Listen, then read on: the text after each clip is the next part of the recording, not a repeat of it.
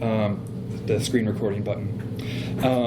At the University of Minnesota, we have two sort of platforms in our service. We have Drupal Lite and we have Drupal Enterprise.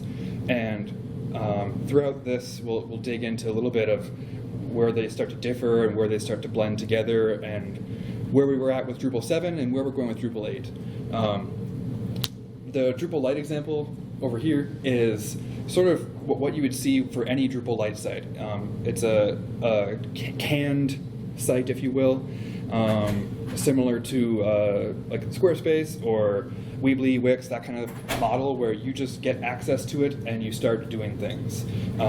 There's no coding required and there's no coding allowed. As soon as you start wanting to do custom coding, you're no longer in the right platform. And that we'll touch on that in a moment also. So Drupal Lite has a stock theme, and really all you can do is change the color of that menu bar and some of the theming around the site, like links and whatnot. And then you get to change your header image and your title of your website, but everything about the theme and the branding of the site is non-negotiable. And that's not red tape. We'll come back to that.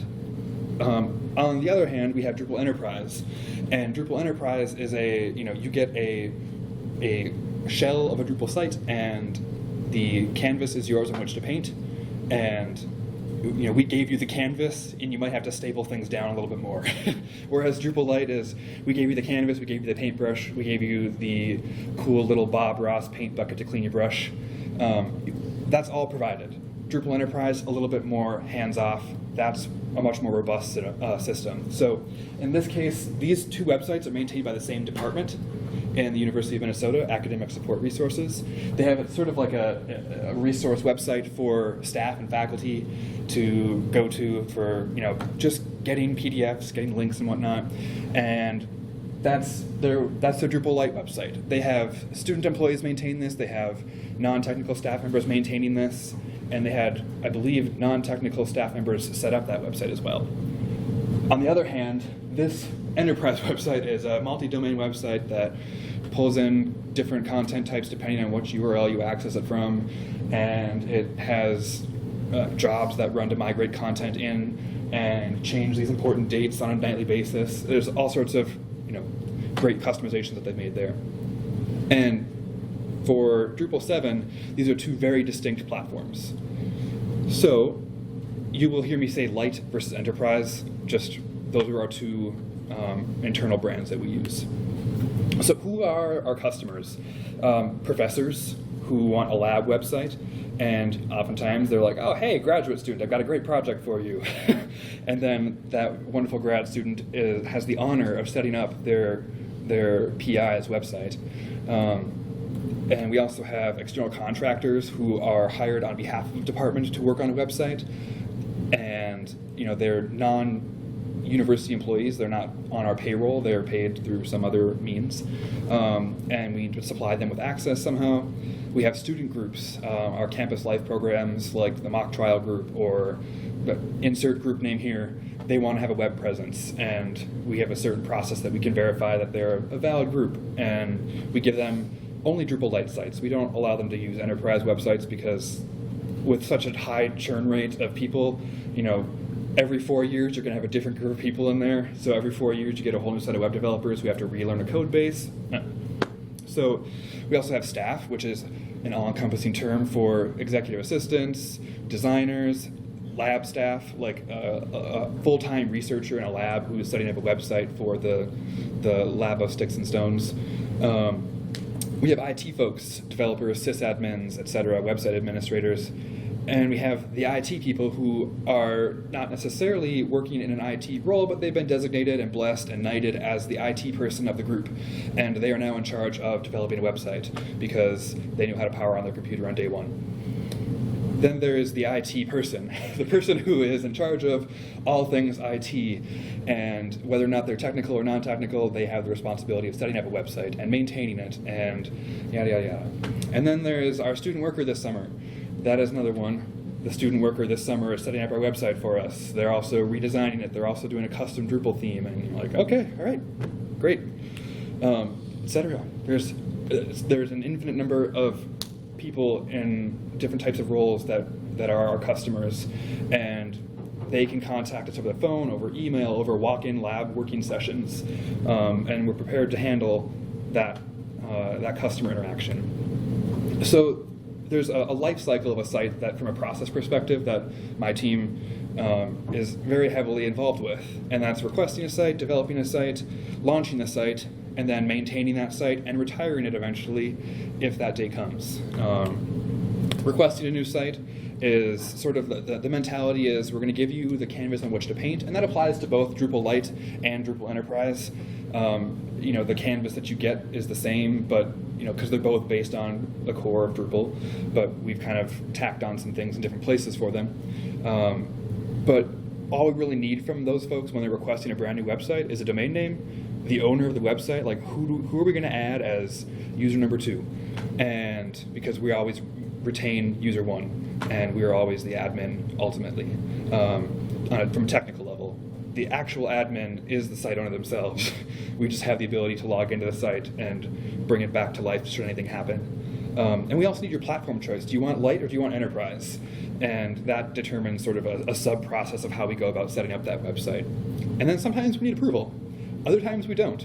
Some colleges have opted to implement an approval process with us that we've implemented into our IT service management tool, and they delegate people in their groups to approve or deny website requests, because with a university with multiple colleges, there's an amazing project happening in our College of Science and Engineering to take their Drupal 8 site now and onboard all of their departments into it so that there isn't this conglomerate of 40 websites that are all sort of under this one umbrella of the brand of their college, and they're trying to roll them into one website. So when somebody from their group, their department/college or unit, whatever you want to call it, asks for a website, we want to do everything we can to help their team, their local web team, actually point them in the right direction. Because if we say, oh yeah, the computer science department, they wanted a new website, we gave them one, and they're like, no, we were onboarding them, and so just went rogue and requested a new website because that's what they thought they needed to do.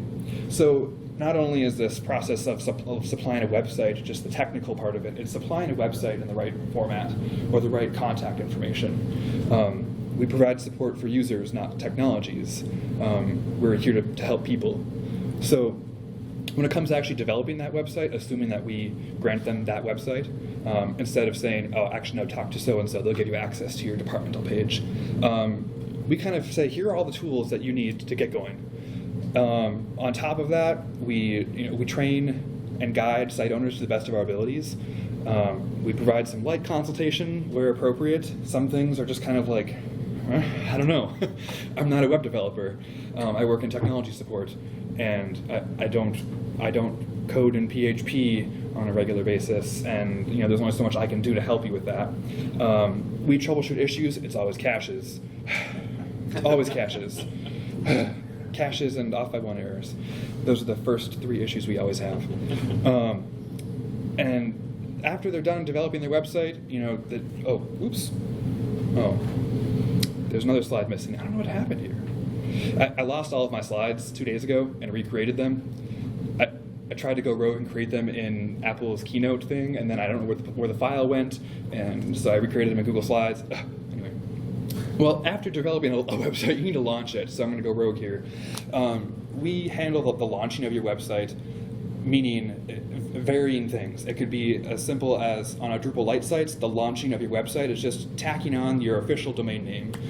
We give them sort of a subdomain of our university to develop their website at first, so that's not totally live, but really they have one website. They don't have multiple environments they're working across.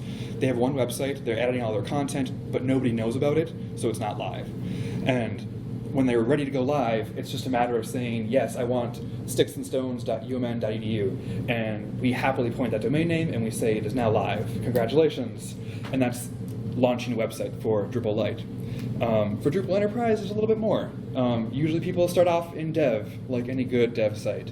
There are some production sites out there that are definitely still in dev, but they've asked us to copy their dev site up to production. So we'll happily copy their database and their files. We'll migrate all of that onto our production hardware, and then we'll go and make sure that they have an entry on our security certificate, because that's not something that they necessarily have access to do. nor is it something that we feel they should have to do. We take on that burden ourselves, and we manage that for them being site owners of a Drupal enterprise site.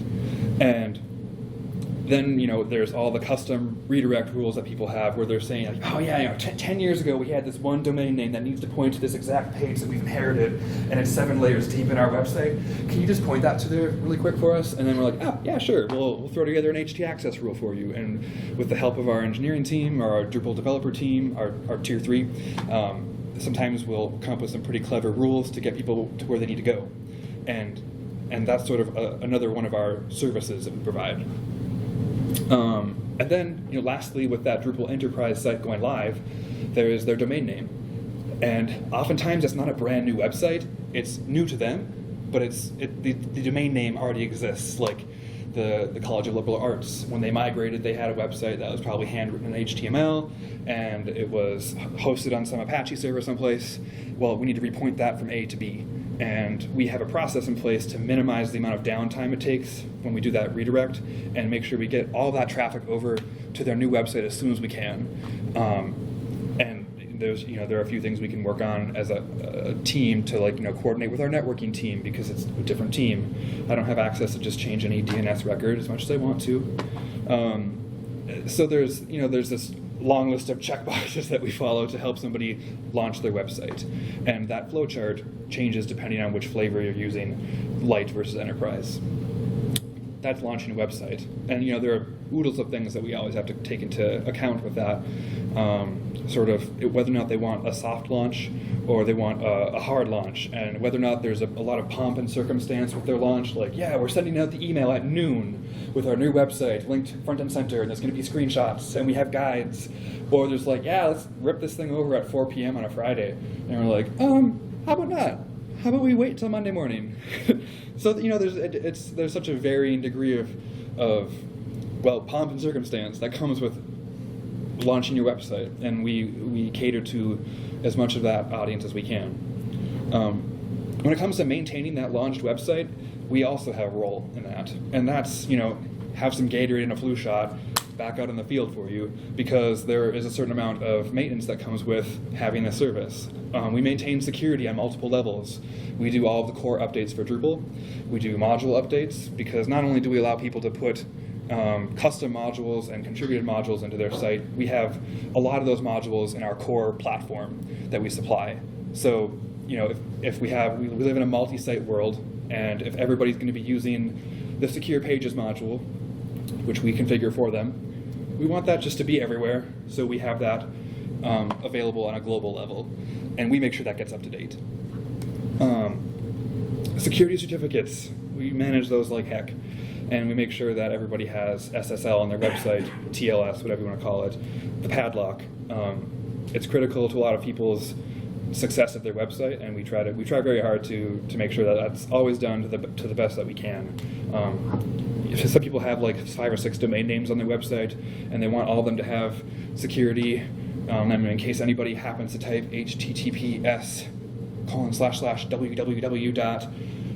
Okay, there's a Venn diagram in this world of people who type in HTTPS before every URL, and people who type in www in front of every URL, and there's a very small sliver here of people who type both, and we found that those people probably don't need to have their domain name listed on the search exactly as they want to type it, so we kind of ignore them. And we have a policy that you get one domain name per certificate. You don't get to add all your domain names. There are a few exceptions here and there, like when websites rebrand or when a college changes their name, and we work with you to, all right, you're renaming from this to that. There's going to be a period of time where you're going to need both of those to get to the same point. We'll help. Troubleshooting caches, more caches. That's always a thing.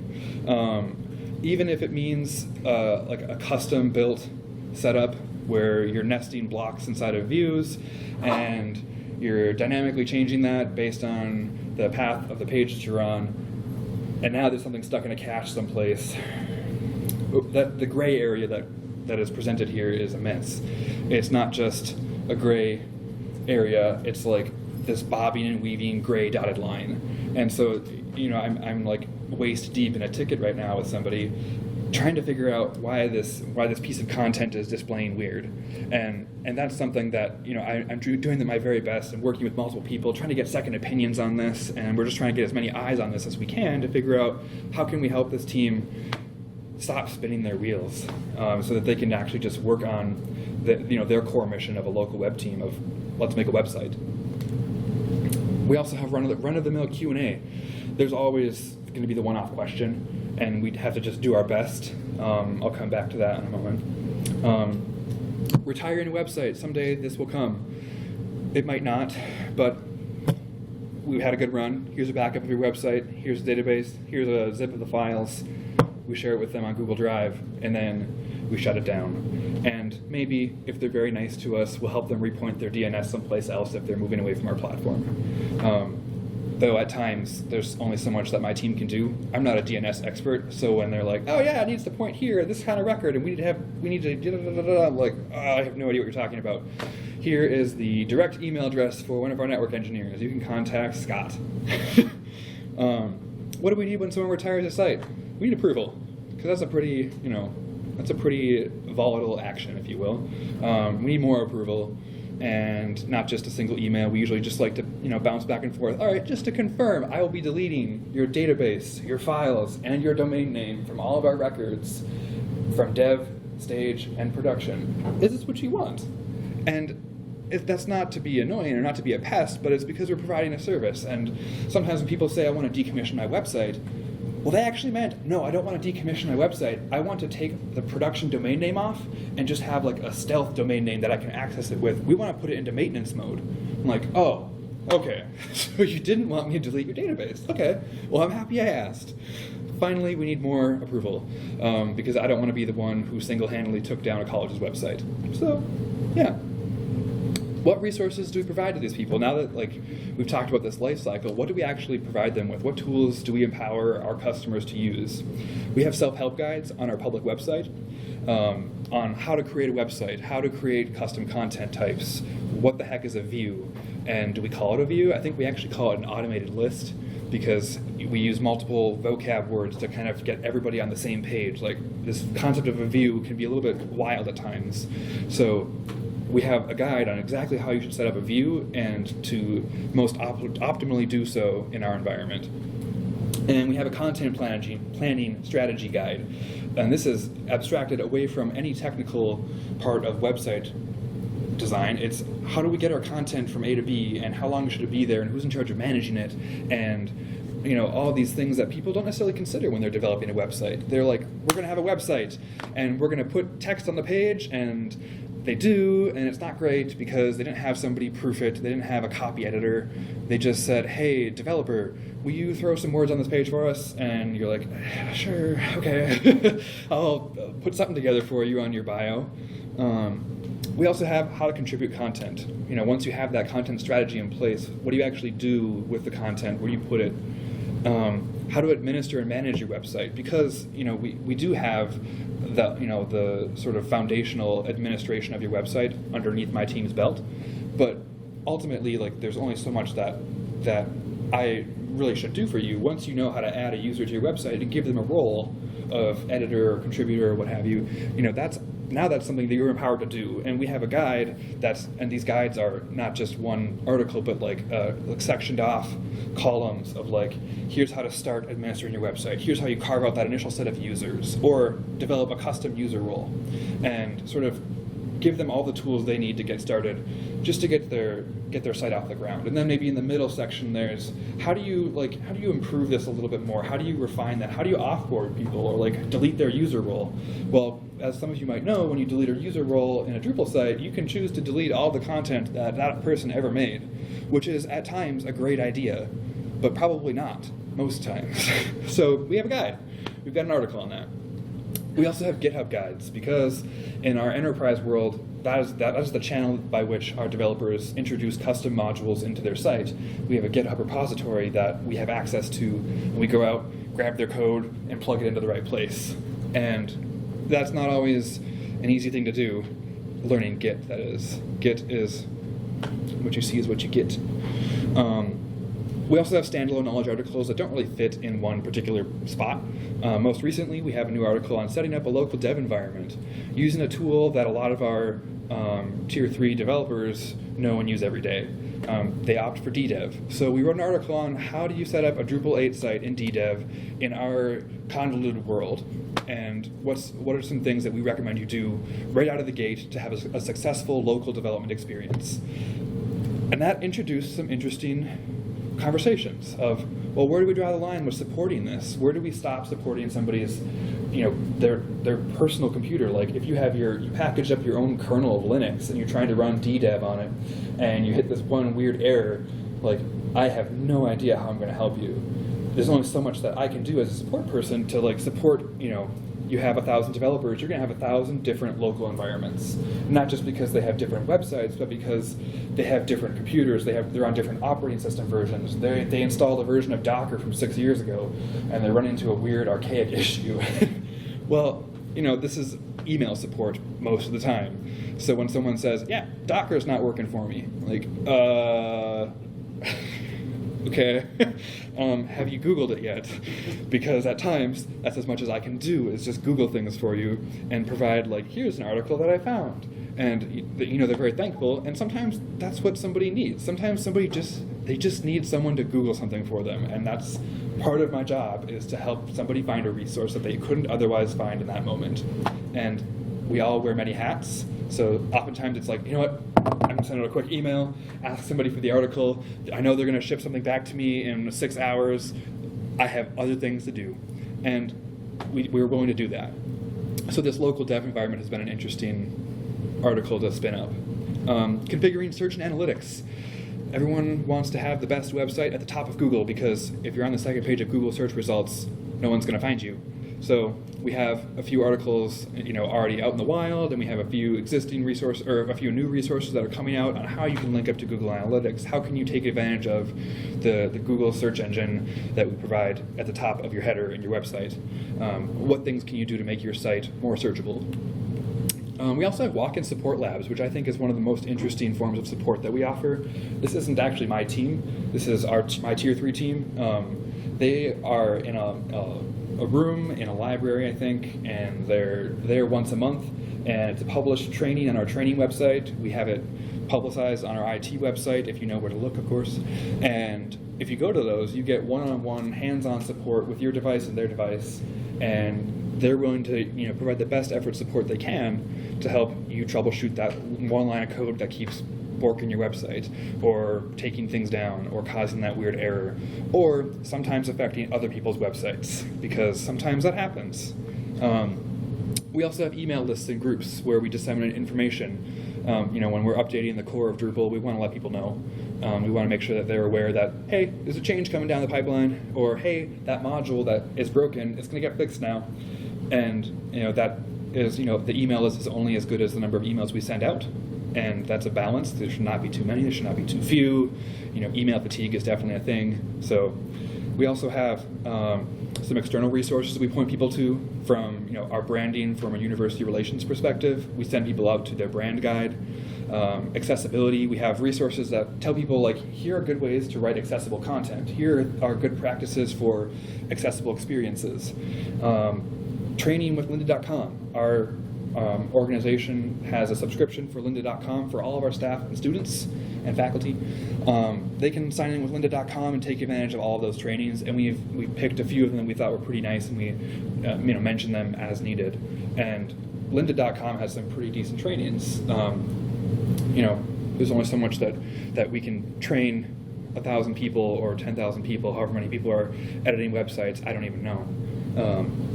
So sometimes we have to lean on our other resources here. We also have an approved consultants list. This is a list of people that have been vetted by the University of Minnesota, and they're folks who can work on Drupal websites that we have. They're familiar with our work, and we've gone through a request for proposals process to get people to jump into our pool of approved consultants. So there's so many departments out there that don't really have an IT department to fall back onto, and they have the 3 people in their office, and the 3 people are the head of the department and the 2 people who are boots on the ground. They need a website. they're probably going to hire a consultant.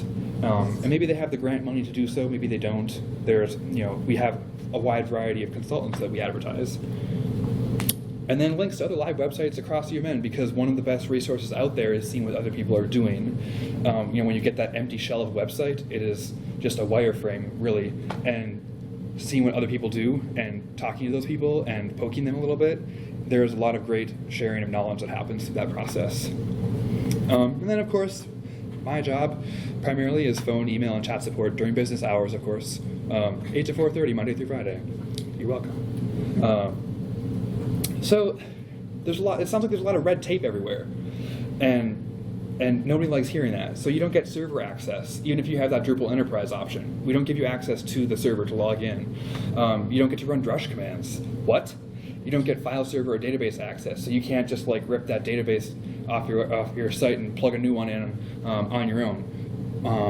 You don't get to do production code deployments because we banned that. The administrator role is for only enterprise site owners. Drupal Lite owners do not get full administrator. They have a customized site administrator role that has pared down permissions, and you get what you get. And you can't enable modules with that. This theme is non-negotiable, and branding is required. And yes, it's all part of the service. So I'd like to argue that this is not red tape. These are actually things that we provide as a service to you. We're here to keep the lights on and keep that light switch safe.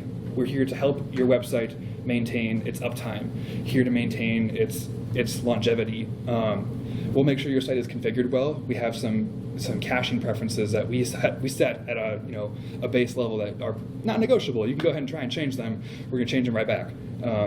Because there's only so much that you should be able to do. If we're living in this shared environment, we want to make sure that we're all good stewards. And some of that comes with a little bit of a hammer at times, or the stick option instead of the carrot. We back up your database and files for you. So if you need a database backup, let us know. We have a self-service portal where you can download a copy of your database from the nightly backup from any of your 3 environments. If you need one put in place, you can just send us an email with a copy of your database, and we'll get it connected up for you. And we'll even run some housekeeping commands to kind of get things connected back up in the right order. And then we're here to help you launch your site. We're here to help you get that production code deployment out and into the wild and propagate it to your site successfully. Because you can launch code in a production world, but is it actually going to behave the way it did in dev? No. No, it's not. It's going to a little bit, but then there's going to be that one thing you're like, why is this font still showing up? That's supposed to be gone. I'm like, well, we're here to help. We're here to support administrators if things break, too. We say the administrator role is only for enterprise site owners, but it is for enterprise site owners, and there is an administrator role in that Drupal Lite site, and that's my team. We are your administrators. We're here to help you administer your site. And with Drupal Lite specifically, you get the access you need, because sometimes too much access is a thing. It's something that we actually did some usability testing, and we talked to people, and they didn't want all that access. They wanted just what they need. Just like the whole idea behind having just a contributor level of access is a beautiful thing, where somebody just needs to contribute content. They don't want the authority to be able to edit that website. So having the flexibility of these different roles is a service. And we'll help you enable modules, and we'll provide the theme for your website. We don't like to say that it's red taped, because you don't have to do the theme now. If you wanted to make a theme, you're absolutely welcome to make a theme. We'll get you set up with Drupal Enterprise, where you can provide that through your GitHub repository, and then you do have that flexibility to dig in and make a sub theme of something, or tweak things and get your hands dirty. But you can choose the color scheme. We didn't just give you a bare bones theme. You get to choose something, some maroon themed or some blue themed sites, or this teal theme that some people prefer to use. So surely we don't allow people to deploy custom code in our websites, right? Well, the rightfully skeptical skeptic is wrong. We do allow people to deploy custom code, and custom code is, defined as modules, basically. That's the biggest thing, modules and themes. And Drupal 7, we had libraries that were shipped out too. And that was, that's pretty much it in the world of Drupal 7. And Drupal 8, you have some YAML files you need to ship out into the abyss, and you can do so through that GitHub channel as well.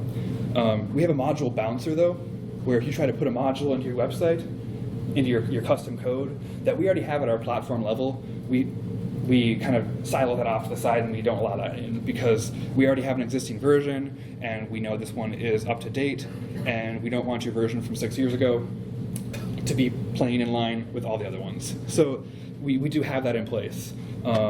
We also don't allow settings.php files because there are certain things that we vet and we approve for the whole of our infrastructure.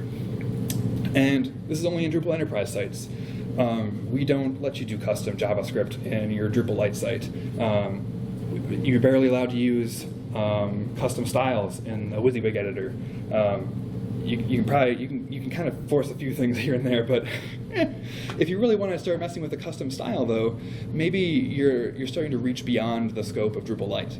And this brings up an interesting point: the past. The past, we have two sides of the Grand Canyon: Drupal Lite and Drupal Enterprise. And if you have a Drupal Lite site, that is where you are. That is where you are, and that's where you will forever be in Drupal 7. And with Drupal 7 Enterprise, you're over there, and you can't just say, actually, we want to go back to Lite. We want you to be our admins now. Like, you're over there. Sorry.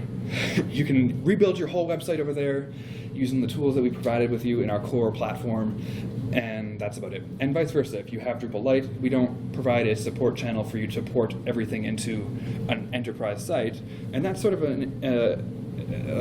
comes down to like different infrastructure that we have things based on. We have separate code bases for the two different platforms, Lite versus Enterprise, and there is no support path for migrating between those two.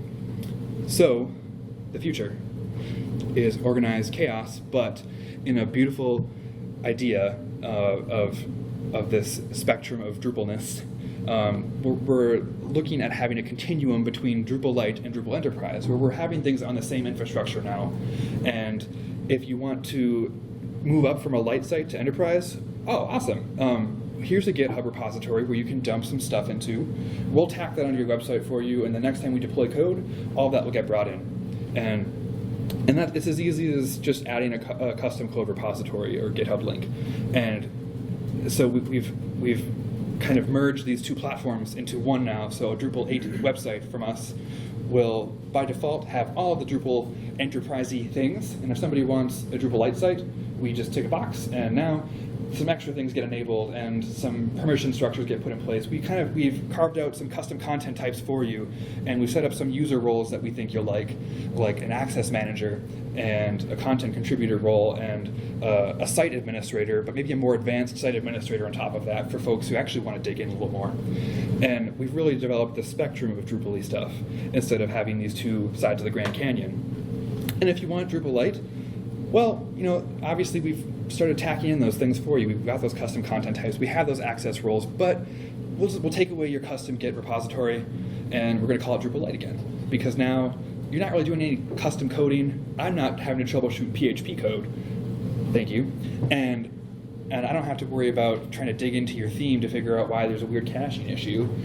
It's just a matter of, all right, how many eyeballs can we get on this custom view that somebody made a year ago? Let's figure out why this view is misbehaving. And that just comes down to a support process. So we allow people to kind of shift back and forth now in this world that we're just introduced, by the way. It is not actually, we haven't even kicked the tires on this yet, but I'm really excited for it. A cheap plug, by the way, is the Falwell Design System presentation offered by Jim Hart and Dimitri from our university relations team. Dimitri's not in here. That's this afternoon in a room someplace else. 244. I don't know what room we're in right now. But cheap plug, the Falwell Design System is the theme that we provide for everybody now. If you want to change your theme to something else, great. Go the route of Drupal Enterprise, and you can dump in your own theme, and that's yours to work with. But you can also continue to use Drupal Enterprise and take advantage of our theme and our components and our specialized modules that we've built around that to take advantage of that theme. And you're not a theme developer anymore. You've got that taken away from you, not forcibly, but by choice. And with Drupal Lite, you have that theme to work with, and you have the flexibility of all those components, just like an enterprise site owner does, though you don't really have that option to get rid of that theme unless you want to do it on your own in enterprise land. So there's this continuum now that we've established, and this is introducing a beautiful gray area. And what if we don't know the answer to somebody's question? Well, that's okay. That's okay, because there are a lot of things that I don't know the answers to. It would be weird if I did know all the answers. And it'd be weird if my whole team, as a collective, knew all the answers. We don't know all the answers. Even though there are 6 of us, they say, we should have all the answers. Well, Drupal is one of our things that we focus on. We have many others. Drupal is one of about 60 different technologies we work on every day. So, there's a lot of knowledge packed into one's brain, but across this wide expanse. So we have 3 support tiers, though. We have our tier 1 service desk, and they have access to all these resources that I just told you about. They have access to all the self-help guides, and they can help people find those resources and connect them up. And they can do their best to parse through the requests that might come into them. We have a direct channel to my team as well. But a lot of people just go right to our main helpline, and they can provide a lot of great support using those resources. And when needed, they can escalate up to a tier 2 technology-specific user support team. And we're there to help the people, with whatever questions they have come across. And then we have a tier 3 team that we can further go to for application development. That's sort of what their focus is. They're there to, build the system out that we have in place. We also have vendor support because we go through a vendor for our infrastructure. And we have a community, of course, too.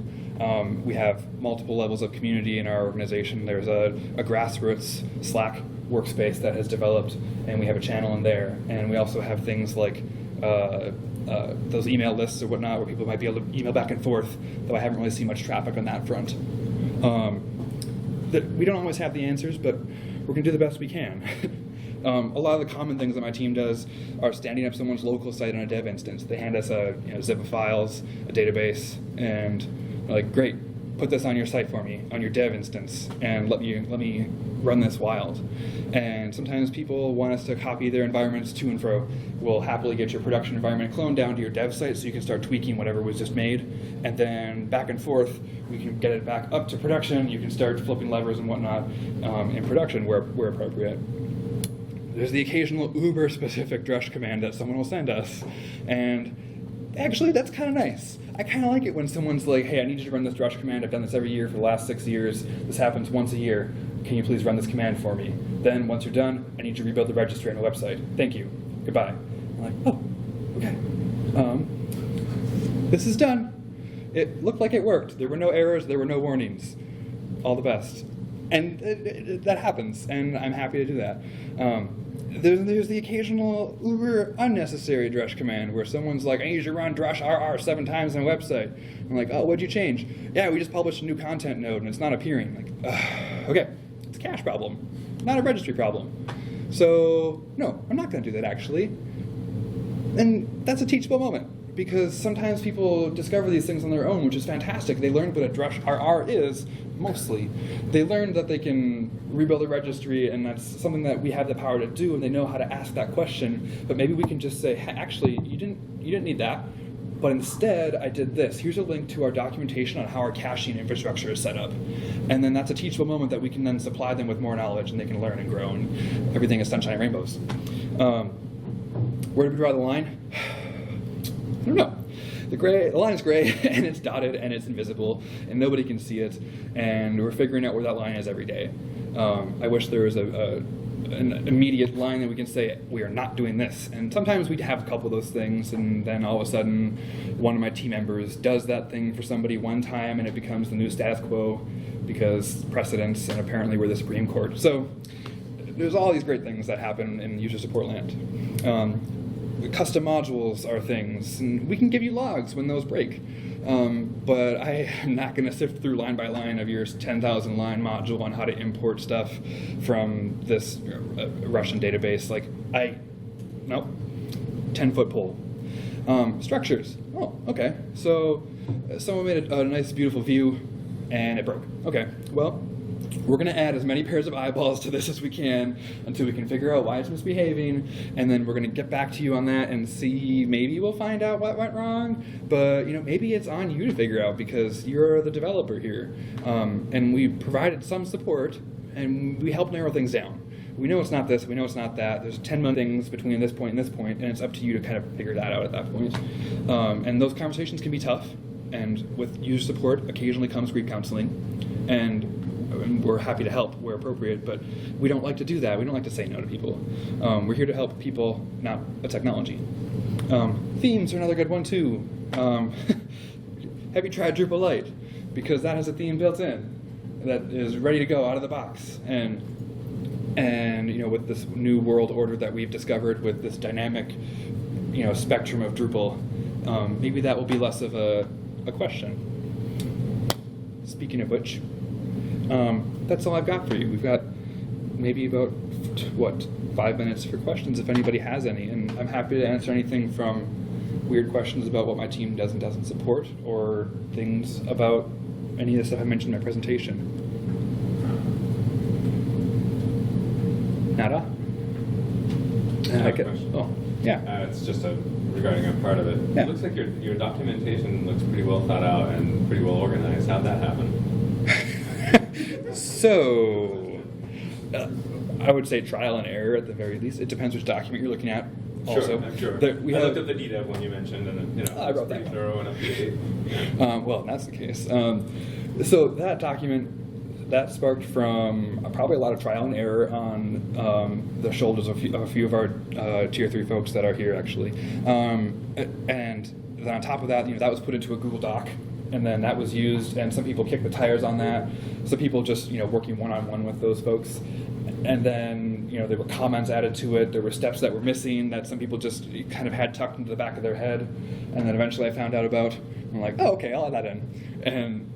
And so it just kind of grew into this blob of stuff. But of course, there's a certain part of the article writing process that is not me. It's my team members, my team lead, all kind of contributing to that article as well and poking things, and then user feedback as well, and it grows and it becomes better. At the bottom of all those articles is a feedback button that you can click on and provide some feedback on, like, hey, I noticed this step is wrong. And it turns out one of the steps in my article that I wrote was inherently wrong for about 3 weeks, and it was causing a lot of pain and suffering for some folks, and I apologize. But we fixed it. It has been vetted. It has been approved.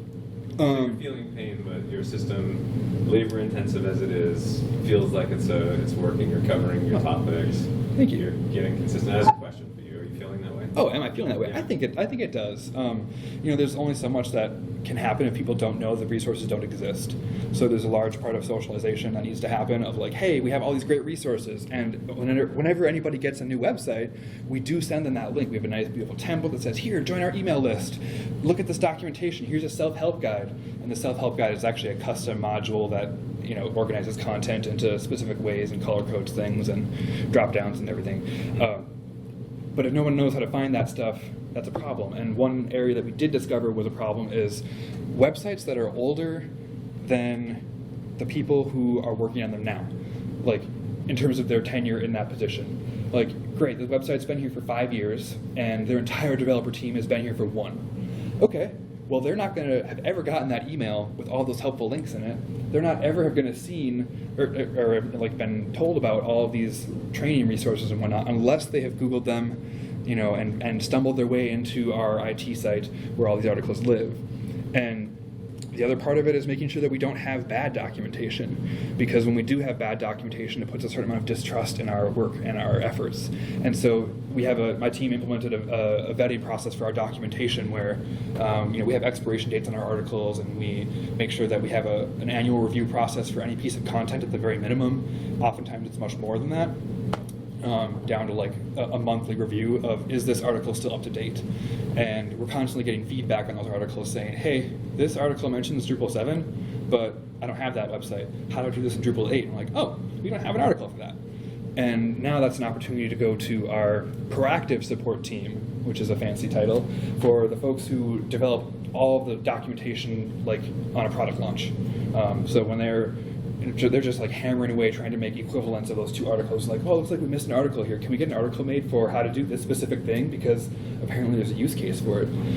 So we grow and we learn, and we develop more documentation, and we get rid of some, and then people come back and say, wait, no, I still have a Drupal 7 site. Why'd you get rid of that? And copy, paste, send in the email of like the old content.